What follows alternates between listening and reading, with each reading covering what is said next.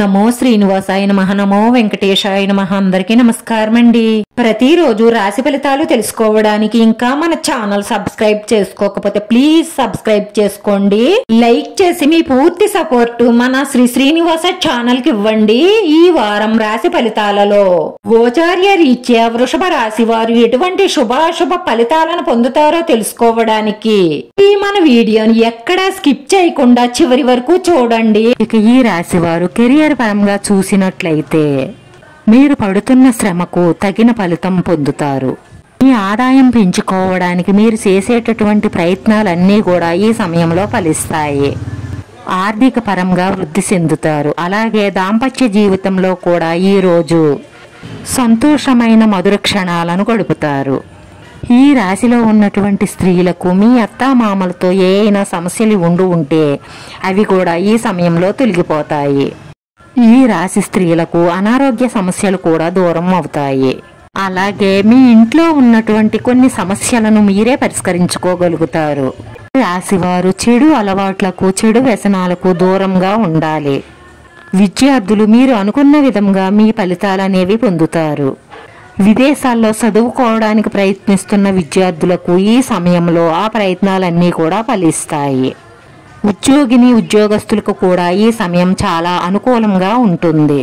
మీరు అనుకున్న స్థాయి కన్నా మంచి స్థాయిలోనే అవకాశాలు ఉంటాయి. ఆర్థిక పరంగా కూడా మీరు మంచి ఎదుగుదలను చూస్తారు. వ్యాపారస్తులకు ఈ రోజు ఆశించిన స్థాయిలో లాభాలు దక్కుతాయి. మీ వ్యాపారాన్ని మరింత వృద్ధి చేసుకోగలుగుతారు. ఈ రోజు ఇంచుమించు అన్ని రంగాల వారికి 80% అనుకూలమైన ఫలితాలే ఉంటాయి. అదే విధంగా శారీరకమైనటువంటి ఇబ్బందుల నుండి బయటపడతారు. మానసిక సంతోషాన్ని పొందుతారు. మీ కుటుంబ సభ్యులతో చాలా సంతోషంగా ఉంటారు. మీరు చాలా సంతోషంగా ఉంటూ వారు సంతోషంగా ఉండేలా చూస్తారు. ఈ సమయంలో ఇతరులకు మీరు చెయ్యగలిగిన సహాయం చేస్తారు.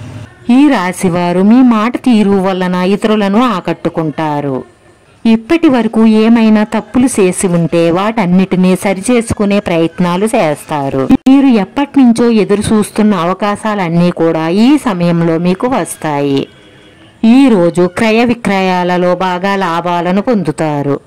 గతంలో చేసినటువంటి అప్పులను తీర్చేసే అవకాశాలు ఈ సమయంలో ఎక్కువగా గోచరిస్తున్నాయి.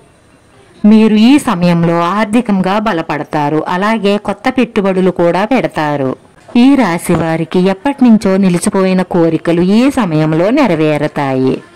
ఏ అవకాశాల కోసమైతే మీరు ప్రయత్నం చేస్తున్నారో ఆ అవకాశాలన్నీ కూడా ఈ సమయంలో మీ వద్దకు వస్తాయి. మీకున్నటువంటి ఇబ్బందులను అధిగమించడానికి, అదే విధముగా మీకు రాబోయే సమస్యల నుంచి బయటపడడానికి నిత్యం మీ ఇష్టదైవ ఆరాధన, ఇష్టదైవ ప్రార్థన చేస్తూ ఉండండి. మనసులో ఎప్పుడూ కూడా ఏ పని చేస్తున్నా మీ ఇష్టదైవాన్ని ప్రార్థిస్తూ ఉండండి. ఇలా చేయడం వల్ల మీకంతా మేలు జరుగుతుంది. వీడియో నచ్చితే లైక్ చేయండి. మీ లైక్ మాకు ఎంతో విలువైంది. మీరు లైక్ చేయడం వల్ల ఈ వీడియో కొంతమందికి చేరుతుంది. నా శ్రీనివాస ఛానల్ ఆదరించండి. అందరికీ ధన్యవాదాలండి. నమో వెంకటేశాయ నమః.